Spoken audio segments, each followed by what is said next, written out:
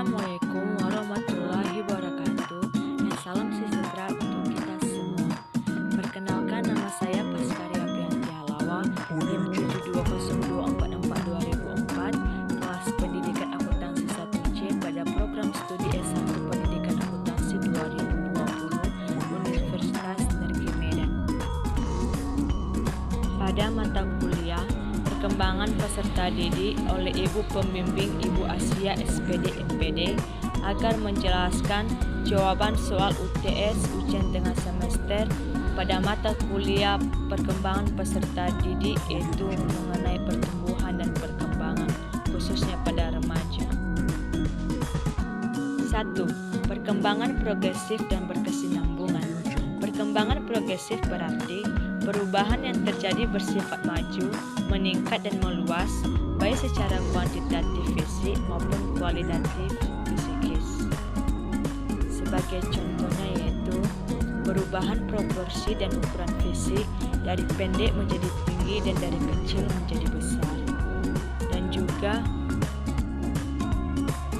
perubahan pengetahuan dan keterampilan dari sederhana sampai kepada yang kompleks, mulai dari mengenal huruf sampai dengan kemampuan membaca buku.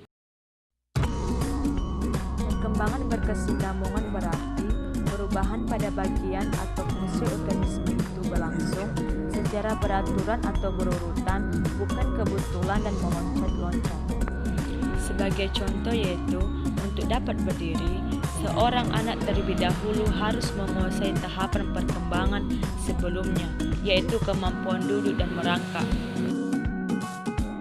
2. Faktor-faktor yang mempengaruhi pertumbuhan fisik, emosi, dan bahasa pada remaja. A.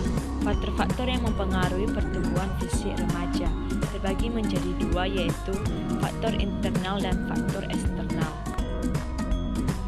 Faktor internal.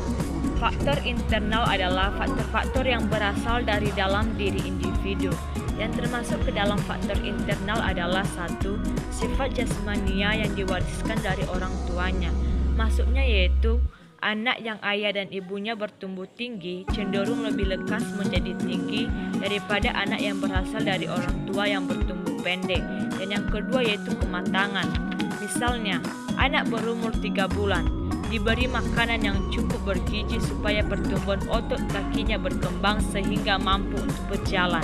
Ini tidak mungkin berhasil sebelum mencapai umur lebih dari 10 bulan. Faktor eksternal. Faktor eksternal ialah faktor yang berasal dari luar diri anak. Yang termasuk ke dalam faktor eksternal yaitu 1. Kesehatan. Anak yang sering sakit-sakitan, pertumbuhan fisiknya akan terhambat. Kedua itu makanan. Anak yang kurang gizi, pertumbuhannya akan terhambat. Sebaliknya, yang cukup gizi, pertumbuhannya pesat. 3 yaitu stimulasi lingkungan. Individu yang tubuhnya sering dilatih, percepatan pertumbuhannya akan berbeda dengan yang tidak pernah mendapat latihan. B. Faktor-faktor yang mempengaruhi emosi remaja. 1. Perubahan jasmani. Perubahan jasmani yang ditunjukkan dengan adanya perubahan yang sangat cepat dari anggota tubuh. Pada taraf permulaan pertumbuhan ini hanya terbatas pada bagian-bagian tertentu saja yang mengakibatkan postur tubuh menjadi tidak seimbang. 2. Perubahan pola interaksi dengan orang tua. Pola asuh orang tua terhadap anak termasuk remaja sangat bervariasi. Ada yang pola asuhannya menurut apa yang dianggap terbaik oleh dirinya sendiri, sehingga ada yang bersifat otoriter, memanjakan anak, acuh-tak-acuh, tetapi ada juga yang penuh dengan cinta kasih. 3. Perubahan interaksi dengan teman sebaya. Faktor yang sering menimbulkan masalah emosi pada masa ini adalah hubungan cinta dengan teman lawan jenis. Pada masa remaja tengah, biasanya remaja benar-benar mulai jatuh cinta dengan teman lawan jenisnya. D. Faktor pandangan luas.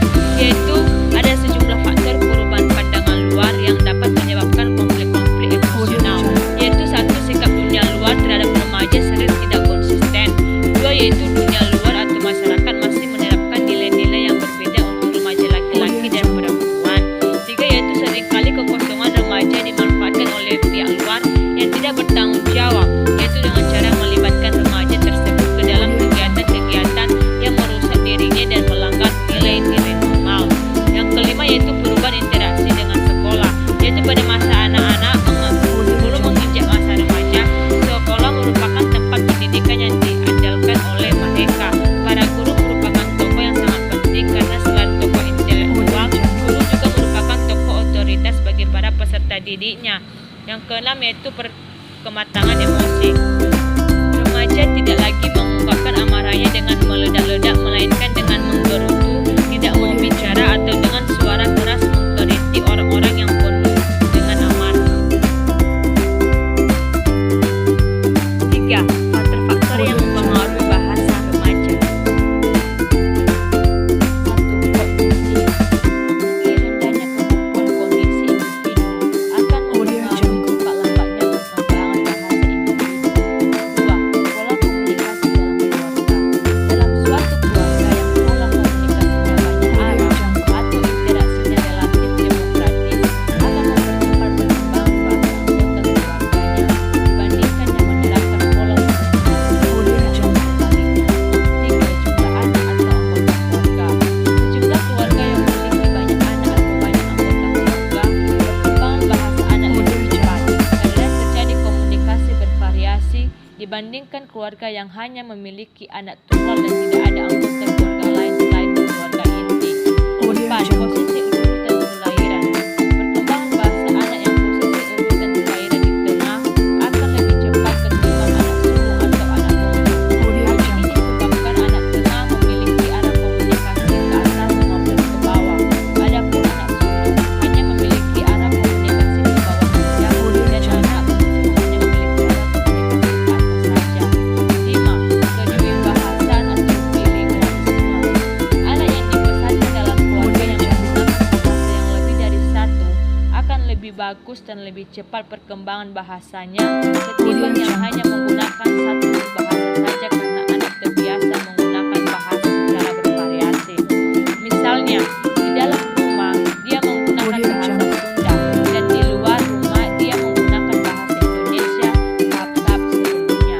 6. Status sosial ekonomi keluarga. Keluarga yang berstatus sosial ekonomi baik biasanya juga berpendidikan baik akan mampu menyediakan situasi yang baik bagi perkembangan bahasa anak-anak dan anggota keluarganya. Demikian pula sebaliknya, keluarga yang berstatus sosial ekonomi rendah yang biasanya pula berpendidikan rendah sangat untuk dapat ditiru oleh anak-anak dalam berbahasa tidak sebaik dari keluarga yang berstatus sosial ekonomi tinggi. 7. Kondisi lingkungan. Lingkungan tempat tinggal anak memberikan andil yang cukup besar dalam berbahasa. Perkembangan bahasa di lingkungan perkotaan akan berbeda dengan lingkungan pedesaan. Demikian juga perkembangan bahasa di daerah pantai, pengundungan, daerah terpencil dan di kelompok sosial lain. 3. Identifikasi pertumbuhan dan perkembangan yang terjadi pada diri saya. Pertumbuhan yang saya alami yaitu perubahan tinggi badan, di mana perubahan tinggi badan saya yang awalnya hanya beberapa senti, sekarang sudah menjadi 199 cm. Itu yaitu perubahannya berat badan, di mana ketika lahir saya hanya beberapa gram, sedangkan sekarang sudah mencapai 45 kilo. 3. Yaitu semakin sempurna saraf dan 4. Organ-organ pada tubuh saya sudah mulai kompleks, di mana organ-organ saya sudah mulai kompleks, saraf-saraf saya sudah mulai kompleks dapat melakukan segala sesuatu yang saya inginkan. Perkembangan yang sudah saya lewati yaitu 1. Masa prenatal, yaitu di mana periode masa pertumbuhan yang berubah dari satu organ jadi organisme yang sempurna, kira-kira dihasilkan 9 bulan di dalam kandungan. 2. Yaitu masa bayi atau infasi, di mana masa ini merupakan periode perkembangan yang berlangsung dari kelahiran 18 atau 24 bulan. 3. Yaitu masa bayi hingga usia 5 atau 6 tahun. Periode ini biasanya disebut dengan periode prasekolah. 4. Yaitu masa pertengahan dan akhir anak-anak, di mana pada fase ini saya di usia kira-kira 6 hingga 11 tahun yang kira-kira setara dengan tahun sekolah dasar. Periode ini biasanya disebut dengan tahun sekolah dasar. 5. Yaitu masa para remaja, di mana masa para remaja ini untuk perempuan antara umur 11 sampai 12, sedangkan laki-laki untuk 12 sampai 14 tahun. 6. Yaitu masa remaja, yaitu masa remaja adalah masa remaja awal dan masa remaja lanjut, di mana pada masa remaja ini umurnya yaitu 13 sampai 15 tahun sampai 17 tahun. Dalam fase ini perubahan-perubahan fisik yang sudah saya alami sangat pesat dan menjadi mencapai puncaknya. Misalnya saja saya menemui ketidakstabilan dan